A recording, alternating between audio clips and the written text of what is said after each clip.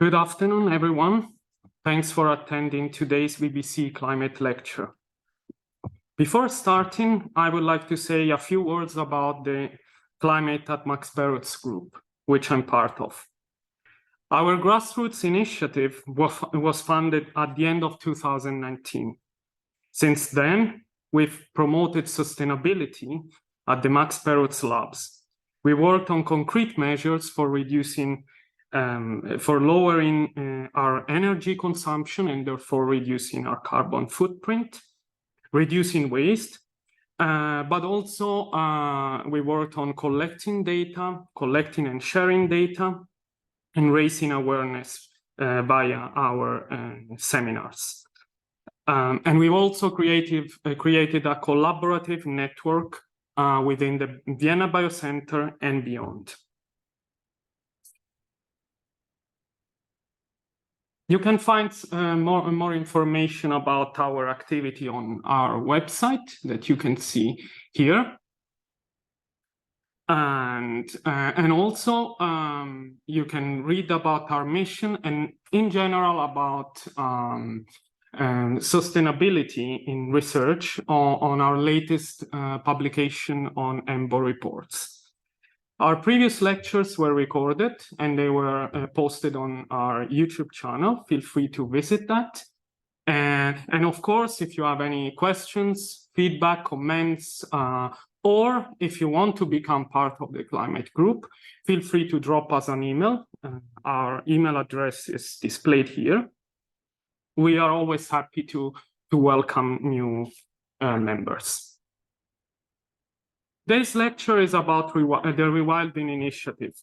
Rewilding is an innovative way of restoring Europe's wild nature.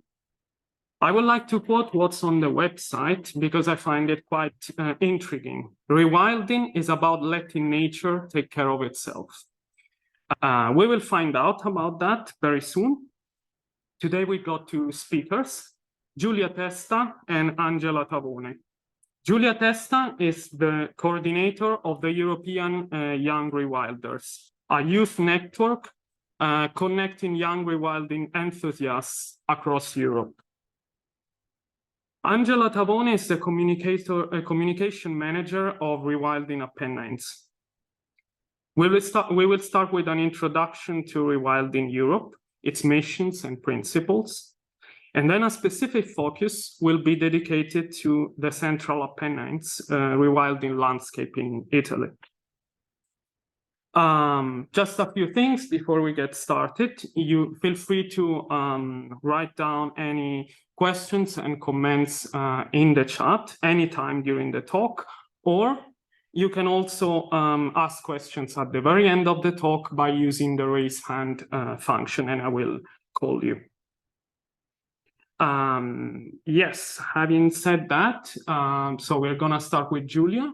Please, whenever you're ready, share your screen and you can get it started. Thank you.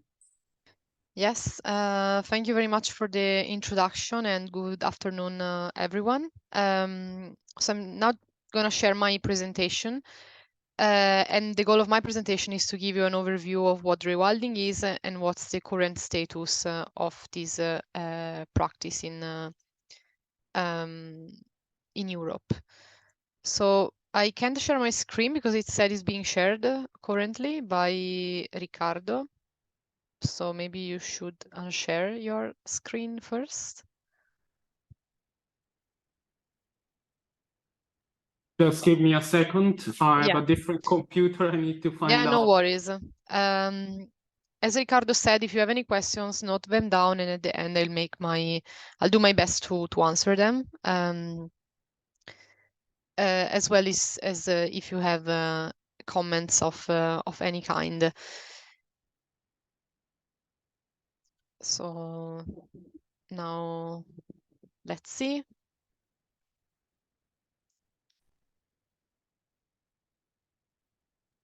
I'm having a technical problem. I really apologize. I will solve it, okay? No worries. Okay, so I think in the meantime, I can follow up to what Riccardo said by explaining what rewilding is. I don't know if you ever heard of the terms or not, but just to give you a definition or a bit more the idea of what we mean with rewilding, it is an approach to conservation and to nature restoration that focus on restoring and enabling natural processes so that nature can take the lead, take care of itself, and repair damaged Sorry to interrupt. ecosystems. I think you should be able to. I think the Yes, computer was stuck. Sorry. no worries.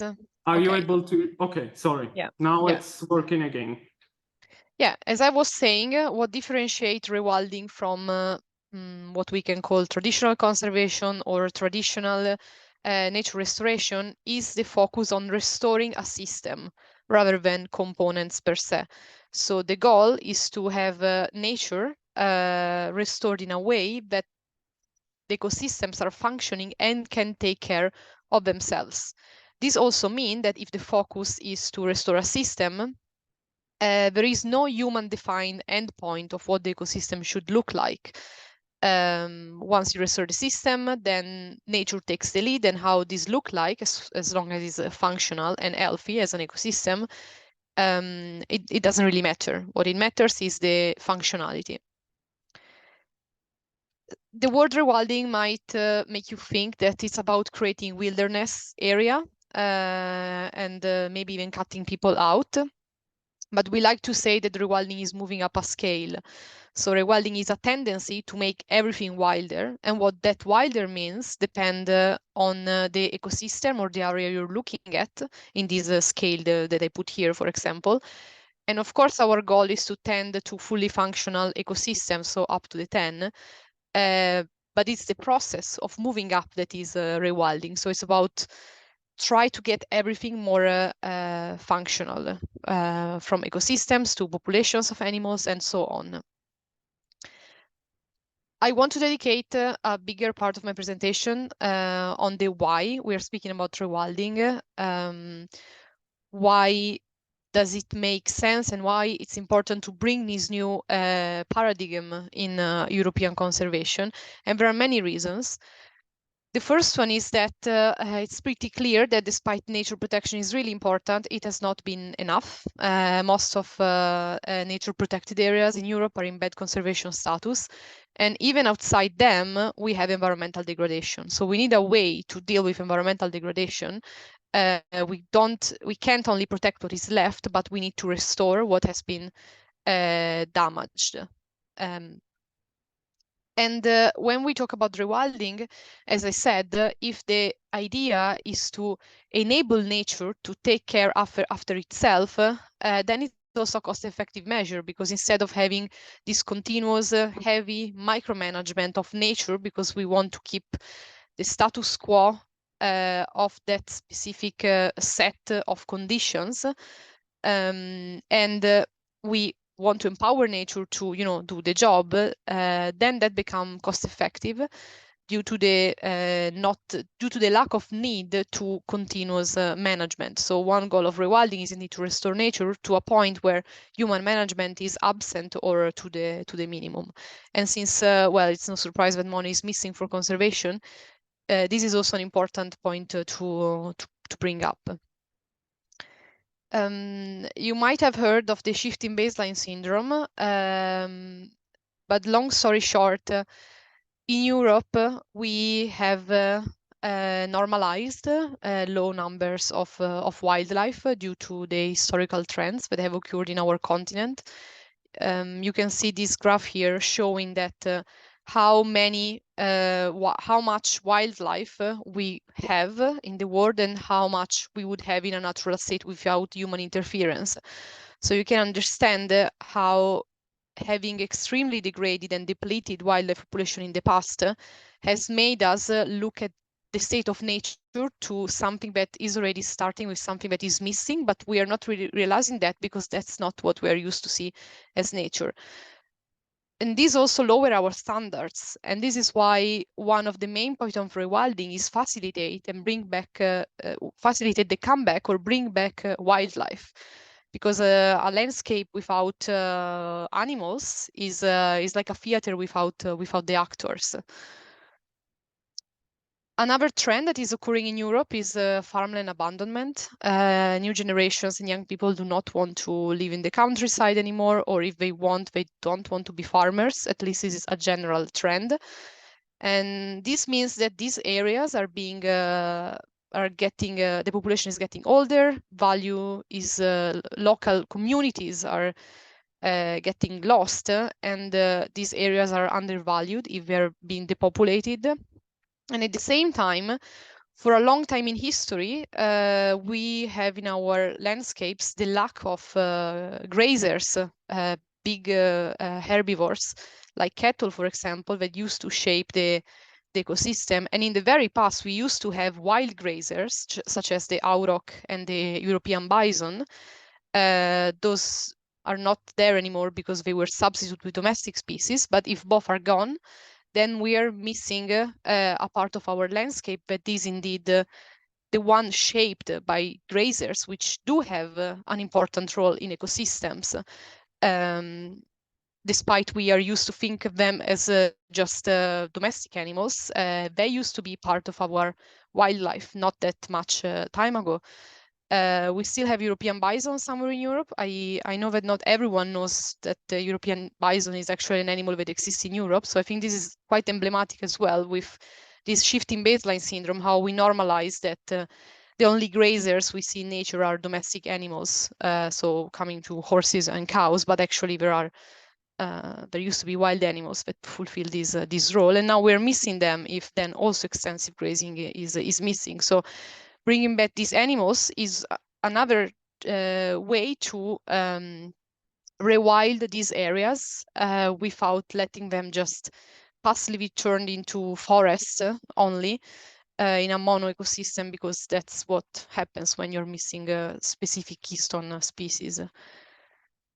And when it comes to bringing value to rural lands, this has to do with not only an environmental impact that I just mentioned, but also a socioeconomic and cultural impact. So rewilding, thanks to being revitalized in these communities, can also provide the new economic opportunities, new business networks, a reason for young people to stay, whether to study, to rewild, to carry on the family business, and so on.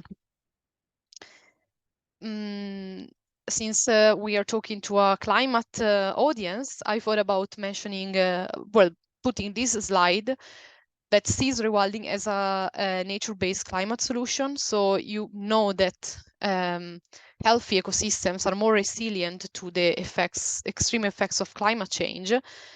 But this complete the picture by bringing in other topics that together contribute to both mitigation and adaptation to climate change. For example, restoring peatland, which absorb more CO2 than forests, which, although this has been more popular, but peatland and wetland have a huge potential in that as well. The use of grazers create fire breaks naturally in landscapes, and that prevent wildfires to take over, for example. And another thing that rewilding, or in general having more wildlife and restoring trophic pyramids and interaction, is to animate the carbon cycle, which in turn brings more potential for climate change adaptation in terms of CO2 absorption. This article was published just this year, and you can read it online, and it expands what I just said. And here, just as a matter of reference, I posted a tab that literally calculates the estimated CO2 uptake given a specific species population in an ecosystem type. So it gives, it's a study also based on numbers, not just on predictions. Now, to give you an overview of how rewilding looks like in Europe and what's being done, I, of course, will start by mentioning what is Rewilding Europe. which is right now the pioneer organization for rewilding in Europe. And it's an NGO based in the Netherlands that was founded in 2011. And the mission of the organization is to demonstrate the benefits of wilder nature through the rewilding of diverse European landscapes, and to inspire and enable others to engage as well in rewilding by either providing tools or practical expertise. So currently Rewilding Europe oversees 10 rewilding landscapes, including the one Angela is going to speak about in the Central Apennines. We are a team of more than 160 people in more than 17 countries. Besides the work of Rewilding Europe itself in the landscape, Rewilding Europe oversees a network of rewilding initiatives called European Rewilding Network. So these are external initiatives, but they're also doing rewilding, and therefore they are part of the conversation here. And I put a map here where you can see on the left the Rewilding Europe areas, and on the right, the members of these European rewilding networks. This just to give you a glance of how the movement and where the practice is looks like now in Europe.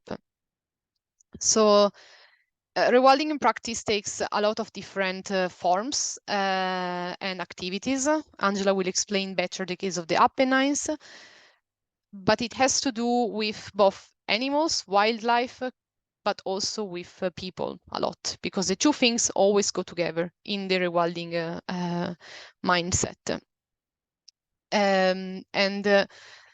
To be more specific when it comes to the examples, I brought here just a quick overview of 3 of our landscapes. The first one being in Portugal, where the focus is to restore forest and wildlife corridors, and also reduce the risk of fires thanks to the natural grazing that I was mentioning before. 2 iconic species that we focus on are the Iberian wolf and the Iberian lynx, and cooperate locally with businesses to produce a series of products that foster identity and local initiative in the context of rewilding.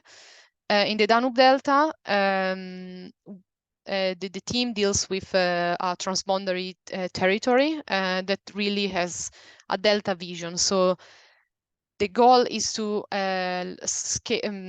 restore at large scale wetlands and the steppe, which are very important ecosystems that can be found there. Again, we have natural grazing, including species of wild equines. In the Southern Carpathians, there is a huge population of free roaming bisons. So that is an iconic species for the area there. And the focus is on the recovery of forest landscape, including the old growth one. And again, we have this focus on the local economy. So when it comes to development of good practices that take in consideration both the human needs and the nature needs. Just last week, we signed in Vienna, and when I say we sign, I mean the biggest rewilding organizations in Europe, a document that basically set up a so-called European Rewilding Coalition. So together we want to push forward the scaling up of rewilding in Europe, and to do that, we created this coalition, coincidentally, really, in Vienna last week. So that's a picture from that moment, and we really think it's going to be a game changer when it comes to rewilding even more in Europe. So, as Riccardo was mentioning, my role in Rewilding Europe is the coordinator of the youth network. So since I'm speaking here with people that are in university, if you're below 35 years old and you want to step in the loop of rewilding, I couldn't conclude my presentation by inviting you to join the network if you're interested. So feel free to either approach me or go to this link and submit your application. You will get access to a platform and different communication spaces where you can stay in the loop and talk with other young rewilders. Now I leave the floor to Angela, and feel free to already ask questions in the chat. I can already start answering that. Otherwise, I'm looking forward to elaborate at the end. So yeah, thank you. I will stop sharing now. Thank you, Giulia. I'll share my screen.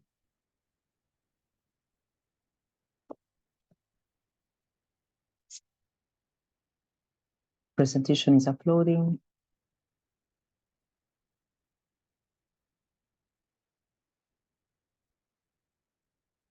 Okay, you should be able to see it. Thank you for the invitation to attend this webinar. I'm going to speak about the rewilding initiatives in the Central Apennines of Italy. Our rewilding area is at just 2-hour drive from Rome, and it's one of the 10th Rewilding Europe's landscape in Europe, as Giulia already explained you. This is just a glimpse of our landscape, how they looks like. It's more a mountains landscape with a lot of diversity in terms of landscape as well as climate and wildlife. All the rewilding landscapes has an emblem, and ours is the bear. Despite other areas also have the bears, but in the Central Apennines there is a specific, a unique bear, which is a subspecies of the brown bear, and it's called the Marsican brown bear, which is our iconic species and one of the main keystone species that we are concentrated on. Our work aims to restoring some key species population and promote the cohabitation with human activities. So wildlife and people can work alongside. Our keystone species are the Marsican brown bear, the Apennine wolf, the wildcat, the Apennine chamois, which is another endemism in the Central Apennines, the white cloud crayfish, another endemism, and the griffon vultures. We have a board of directors made by 4 people, and we have a team of 13 people, professional people, who have several let's say backgrounds, and all the field of operations are covered from the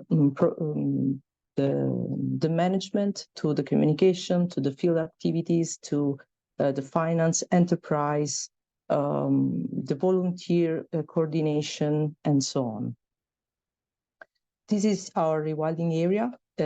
So you can see in bright green the protected areas, especially the national parks.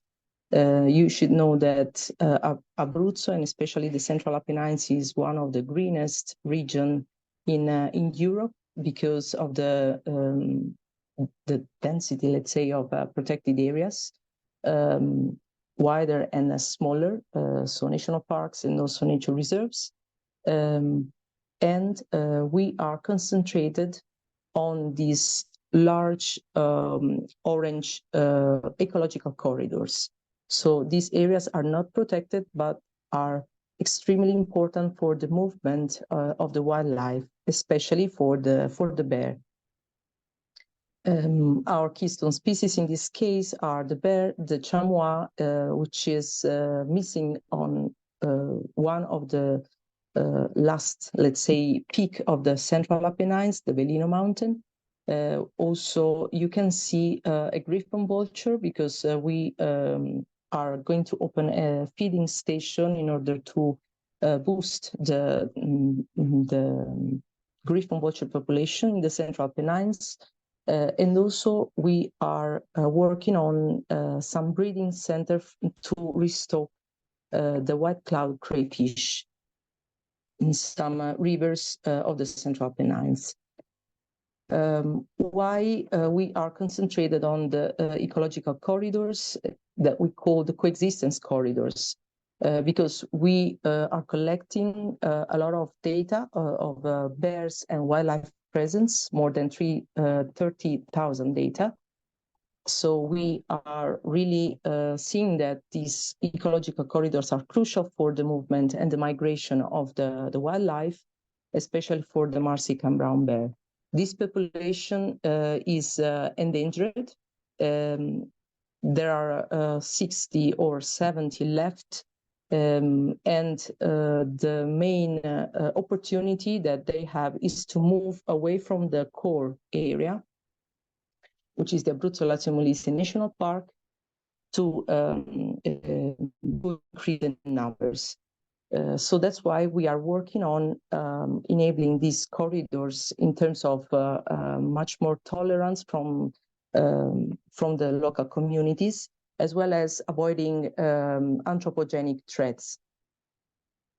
For example, since 2014, we have been installing 400 devices to prevent bear damage, like electric fence, bear-proof gates, and organic waste bins. Also, the mitigation of vehicle-wildlife collisions is another important activity that we usually do by installing soft road ecology devices. And of course, we want to create a culture of the bear in order to increase the opportunity and the value that people can benefit from the presence of this animal. One of the initiatives that we have been carrying out since 2015 is the Bear Smart Community, which simply lives to prepare people to live with the bear. Indeed, it was introduced in the small village where I live, Pettorano sul Gizio, in 2015, because the year before, a bear was killed in retaliation of few damages to livestock. So from that moment, we decided, together with another NGO, Salviamo l'Orso, to moving from bear conservation also towards raising awareness in people. So in which way the Bear Smart Community works? By removing man-related food sources for the bear in the built-up areas and promoting simple but effective measures to prevent damage from and to the bear. Because we really saw along the years that the prevention of the man-bear conflict is crucial to save the Mexican brown bear from extinction. This is a workflow of the coexistence corridors, starting from the wildlife damage reduction through organic waste bins, bear-proof doors, and electric fencing. So we are increasing the social acceptance and facilitating also the wildlife spreading through the landscape. This also leads to an increase of ecosystem services, several ones, like reducing the CO2 emissions, the additional revenue streams, restored trophic chains, helping rural versus intensive farming, and so on. So it's a complex system, but it's still it's working. This is a graph that shows how the damage preventive devices are working so well, because in Pettorano sul Gizio, the more preventive measures we installed, the less bears damage we got in the countryside. And this was the first result that we got from the Bear Smart community. And from this, people started to understand that the coexistence with the bear was possible. Also, we replicated during the years these best practices of coexistence, moving from the corridor number 2 that you see in this map, which is Pettorano sul Gizio and Monte Genzano Alto Gizio Nature Reserve, to other corridors in southeast, the Alto Molise corridor, and west side, Valle Roveto Ernici, which is very crucial for bears movement. So we started these Bear Smart communities also there, by implementing the same measures and activities. Then we made another big step by nominating a live proposal called the Bear-Smart Corridors, with a big partnership, and we got it in the end of 2021 by working in the Central Apennines of Italy with several national parks, and the nature reserve, and a municipality, and 2 NGOs, Rewilding Apennines and Salviamo l'Orso, and in the northern Greece, with a couple of NGOs, a university, and a municipality, and an enterprise. So the goal of this Bear-Smart Corridors initiative is to improve the conditions for bear and human coexistence in bear expansion areas, and in corridors, ecological corridors, in order to support the movement of the species into new areas and boost the number of the population. This is just a part of the brochure of the Life Bear-Smart Corridors initiatives, in order to underline what are the Bear-Smart community best practices, very simple but very effective, that we have been distributing to the local communities since we started these public meetings. And in particular, we also are carrying out not only, let's say, human-related actions, like to increase, to raise awareness, but also we are working on the improvement of bears' habitat. For example, by pruning some abandoned fruit trees, or by putting in safe some water wells that are very dangerous, because wildlife can join into them. We are distributing a lot of preventive measures, and we are working in the Central Apennines with 16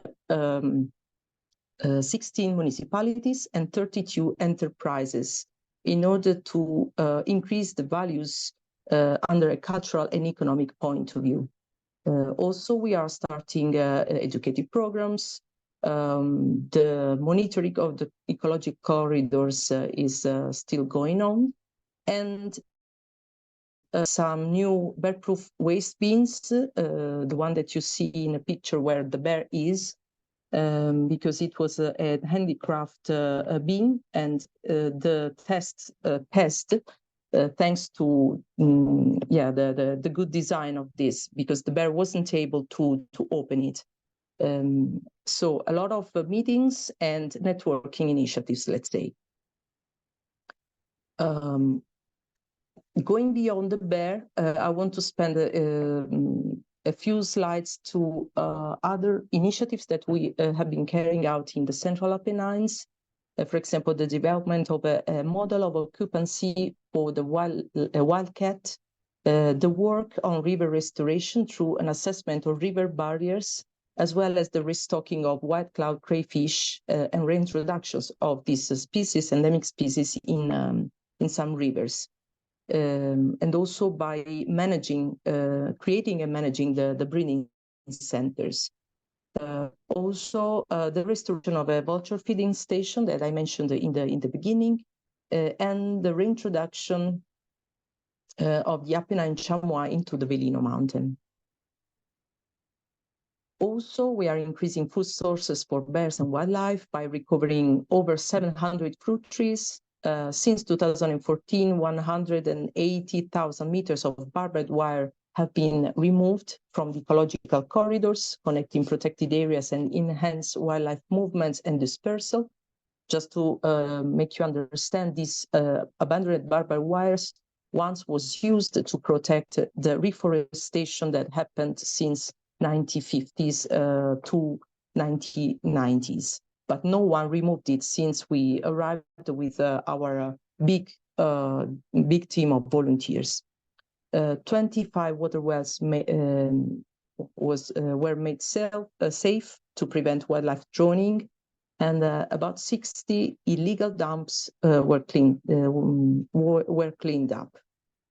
Also, we are tracking GPS logged griffon vultures in order to detect poisoning events and to study their movements and diets. In particular, this year, we found several poisoning events just because we are following some vultures that are more or less 50 with GPS. And we discovered several of these really cruel events. We found not only griffon vultures, dead griffon vultures, but also wolves and other wildlife. So this is one of the main threats that we are still having in the Central Apennines that can affect all the wildlife that can eat on carcasses. So not only obligated scavengers like griffon vultures, but also secondary scavengers like wolves and bears. Also, we saw the impact that the wind turbines cause on griffon vultures as well as on other bird species. And this was, let's say, an underestimated issue. About river restoration, we nominated a couple of initiatives to the Open Rivers program, which is a huge and European program in order to increase the river restoration initiatives at local levels. And we are working on 2 rivers in the Central Apennines in order to remove some barriers and make these rivers flowing freely again. About restocking white cloud crayfish juveniles, this is just an action that we carried out. We are carrying out every year during the summer. After a year of growing, these juveniles are released into the rivers in order to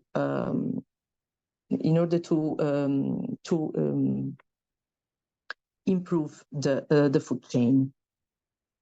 A few words about our communication. We are on all the social media. So if you wish, you can follow us in all our initiatives. We also have webinars as you are having. And this year we dedicated our webinars to the keystone species, as you can see in the posters. Also, we are organizing a lot of public events dedicated to different target audience, from children to local communities to students to our volunteers or entrepreneurs and so on. Usually on March 20th, we celebrate the World Rewilding Day, so you can take note of this date. And also we organize rewilding experiences in order to get involved people who really want to help us in a practical way. So they can, if you want to apply in a specific program, you can help us out in our rewilding practices on the ground, as well as to donate part of the cost of this experience to the Bear Fund, which is a conservation fund that can allow us to implement the bear conservation activities. And we create rewilding weeks, rewilding weekend, and rewilding days. This year, we had a very warm November, and let's say with a coexistence week that started November 3rd and finished November 11th.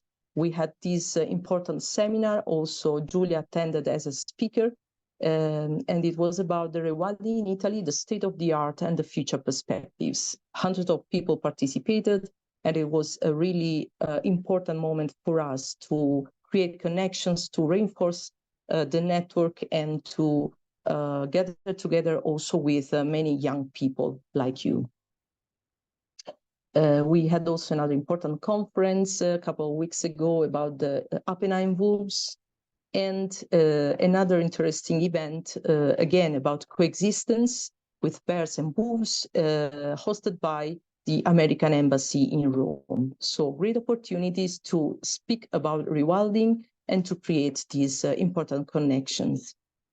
The last thing that I want to mention to you, and I hope that it's useful also for you to know, is our volunteering program. Because since 2015 with Salviamo l'Orso, and then from 2019 with Rewilding Apennines, we created this volunteering program in order to having on board people, young people, mainly young people from all over Europe and beyond, to help us out in our practical and field activities. So you can apply on our website. There is the email address, and you can find all this information that I listed to you here about the timing, the requirements, an overview of the program, the knowledge and skills and competencies that you can raise by participating at the program.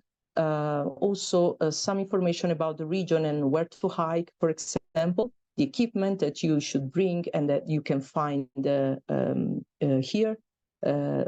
Also, if you are a creative content person, you can apply for our volunteering program in order to create a photographic or a filming initiative by adhering to this ethics and volunteer protocol. And also you can find the costs, where to stay, and all the information, the contacts. Just to make you understand why we are counting very much on the volunteering program, because it's very time-consuming and also human resources-consuming program for us, but we invested a lot in this, is that we can get three main benefits. The social benefits are the fight against the depopulation, because the Central Apennines of Italy is made by small villages where people are going away every year. Also, the volunteers are more sensitive and selected people than the tourists, and these initiatives can favor the cultural exchange. Under an economic point of view, we calculated an in-kind contribution estimated in 500,000 euros between 2015 and 2022 in 3 villages of the Central Apennines, where there are the location where we host the volunteers. Also, the local economy contribution is very appreciated in terms of accommodation, rental, meals, and the general economy that circulates. And ecological benefits are good as well, because thanks to the number of volunteers, we can have much more impact on contributing to rewilding in terms of ecosystems restoration, monitoring, and the human-wildlife coexistence actions. I just want to leave you with this video. I hope that is visible and you can have a glimpse of our volunteers in action.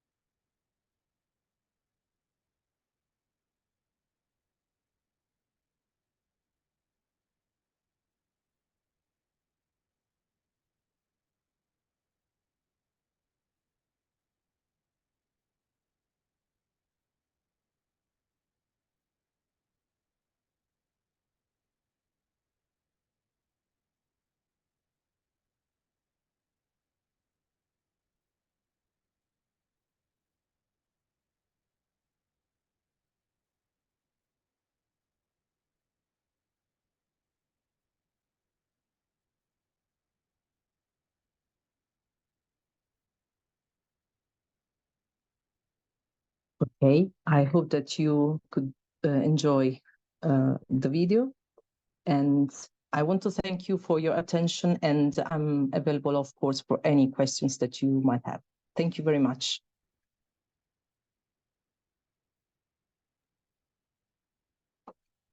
Thank you very much, Giulia and Angela, for the inspiring talk. Thank you. Yes, I already see a question in the chat. So Lillian is asking, how long does it take to rewild? And how do you know the aim was achieved and declare an area is natural again? That's very interesting indeed. Yes, and I will try to reply, despite it is a very interesting and well, important, I would say, but also a bit hard question. So of course, the first disclaimer I have to make is that it really depends what is your initial status and whether you're having a look at the process or the whole ecosystem. So for example, if you're rewilding a river, you know that it's rewilded once the river has been remeandered. There is vegetation on the banks, the bed of the river is restored, and you can see the river free flowing and fish moving across the river. And the floodplains on the side are also restored. So that is the example of a specific and smaller area. In order to measure rewilding, the best way, let's say, is to measure the ecological functioning of the ecosystem. So if the ecosystem is deemed functioning, then you have done a good job at rewilding and making nature autonomous in that. And for this, Rewilding Europe and other scholars have and are developing various indicators that take in consideration the dispersal of species, but also of seeds, as well as disturbances and trophic complexity. So I don't have the paper right now with me, but after I'm done answering this question, I can link it in the chat for a better overview. But I would simply say it's an interaction of these three things. So that is, I think, a general answer. But of course, it really depends on the scale you're looking at. And but as I said, it's important to remember that if rewilding is moving up a scale, then what is important to notice is that progress is being made, that animals are coming back, that nature is more resilient, and so on.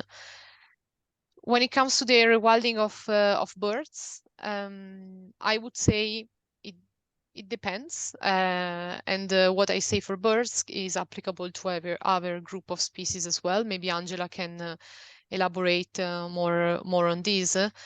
But so if you are doing rewilding of birds, it's because you want to reinstate an ecological process of some kind. So with any kind of wildlife comeback, the rewilding can either take the shape of reinforcing the current population, so maybe introducing specimens of the same species, can be reintroducing species where they were missing, and this can be done either actively, so releasing animals, or facilitating their comeback. So for example, with the increased availability of carcasses in nature, then the vultures come back.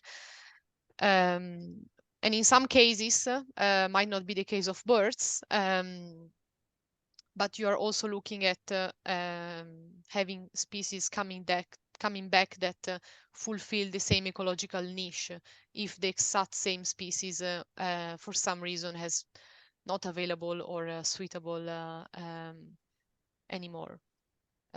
but I have a very European-based general overview. So maybe Angela can give her answers to these questions, mentioning how this happens in the Apennines. It maybe gets more practical. Thank you. Yeah, about the birds, for example, we are focusing on the vultures because in the 1990s, the Forestry Corps, ex-Forestry Corps reintroduced the griffon vulture because they were extinct because of human persecution, because of poisoning and other threats that they suffered during the last centuries. This population is, let's say, stable so far after more than 30 years, but they are suffering a lot current risks and threats, like the poisoning that I mentioned to you, like the presence of wind turbines and so on. So we can say that the population can grow more because researchers are telling us this, because the availability of food is higher than the population is using now. So there is space to increase in terms of population, but first we need to reduce the risks. Otherwise, we are, for example, introducing new individuals, but the rate of dead animals is still high. So it's very important to balance risks and opportunities. And for example, we are carrying out feasibility studies to see if there is the opportunity to introduce other vulture species in order to close the circle of life, as we call it in rewilding, and helping in many ecological services, for example, the decrease of CO2 emissions and reducing recreating the circle of nutrients and so on.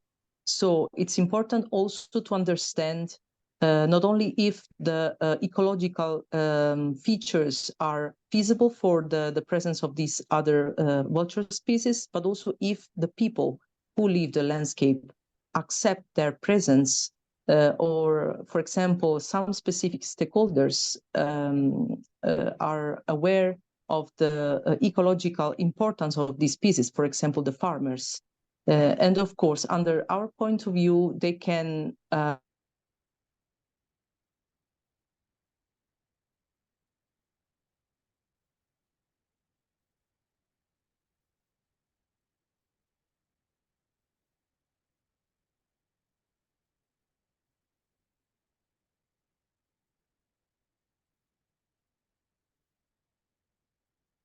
Sorry, Angela, we can't hear you at the moment.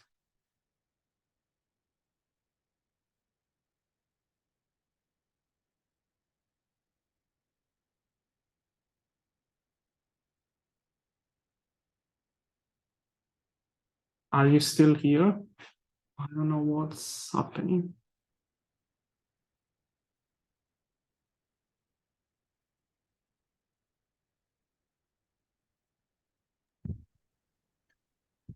Yeah, I think she had some Technical issues. problems. Yeah, okay. So it's not only me. Okay.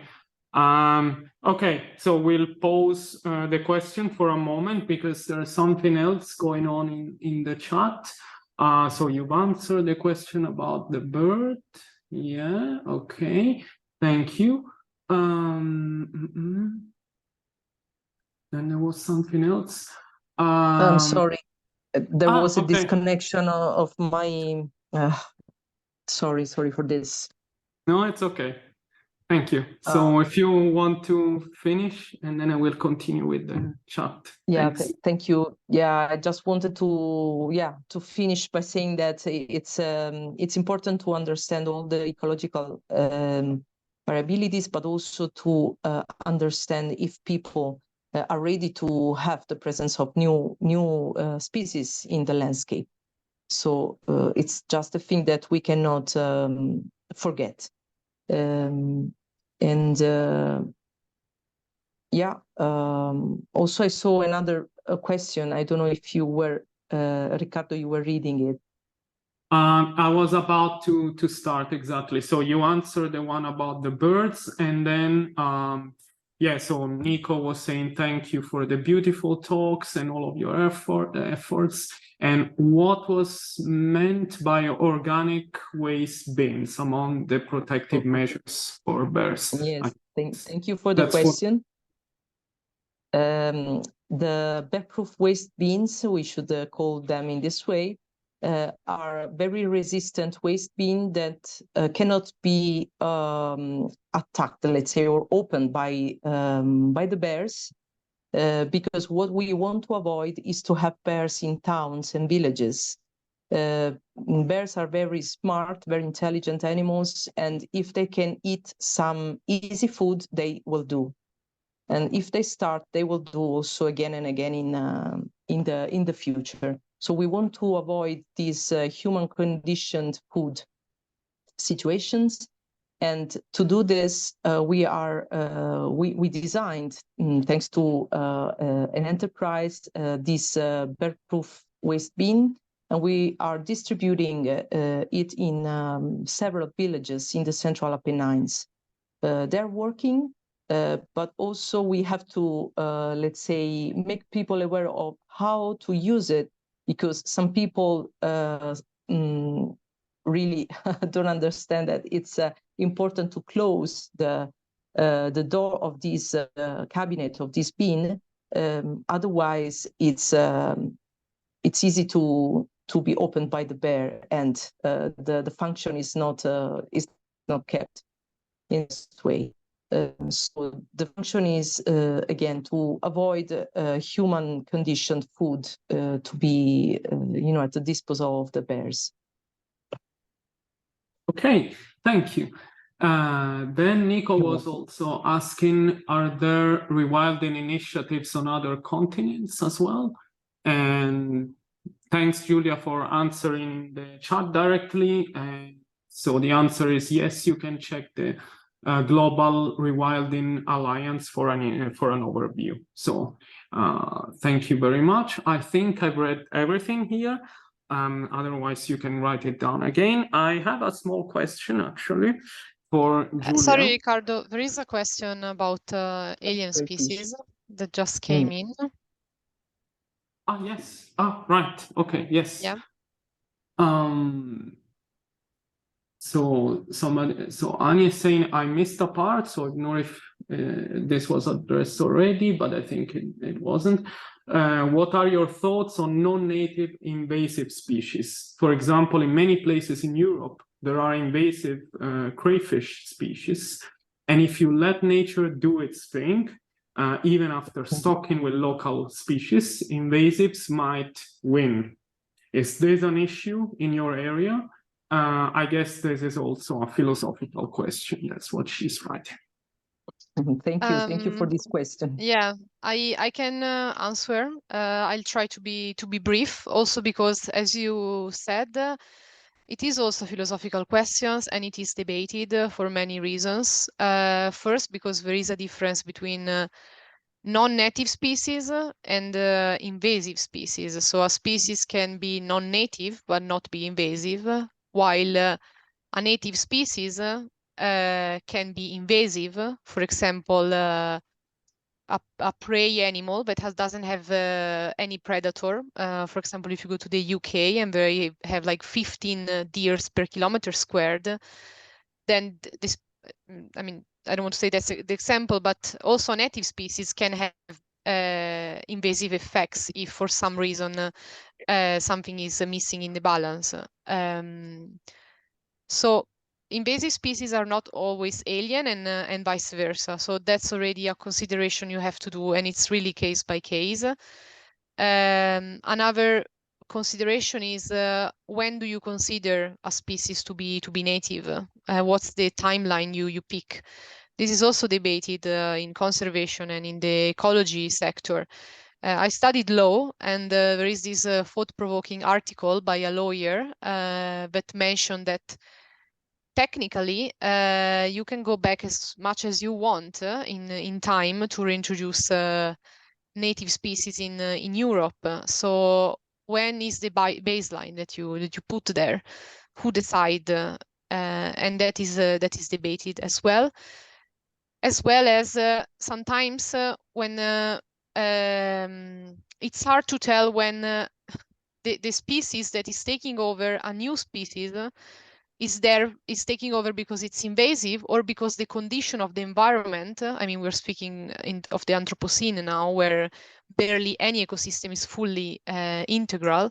So it's not a matter of causation, but correlation to, and so another species is going down because the conditions are suddenly more, how can I say, fitting for the other species. So is this invasive, you know, just because it has to be studied case by case. So I don't have a Rewilding Europe position on the topic that is 100% applicable in every landscape or every ecosystem. So whenever there is a damage to the ecosystem and to the functioning of the ecosystem, then there is a problem. And if this problem is an invasive species, then that has to be addressed. This is my general comment. And I think Angela has an example regarding the crayfish on this regard. Yeah, we are very aware that there are several crayfish invasive species and alliance species. But in the case of our restocking initiative, we are sure that these alliance species are not present. Otherwise, the restocking initiative wouldn't be possible and worth to be done. So, of course, it's important to, in terms of the index of biotic presence of the species, and if there are the conditions, biotic and abiotic, to reintroduce or restock the species that we are focusing on. Okay, thank you. Any other questions? So there is a comment by Lillian. Wonderful presentations. Thanks a lot.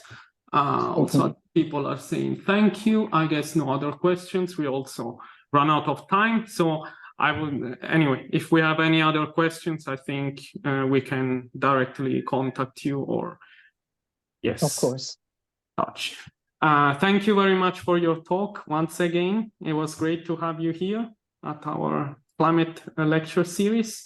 And I would like to thank the audience for attending today's talk. Thank you very much. Thank you very much to everyone. Bye. It was a pleasure. Bye-bye.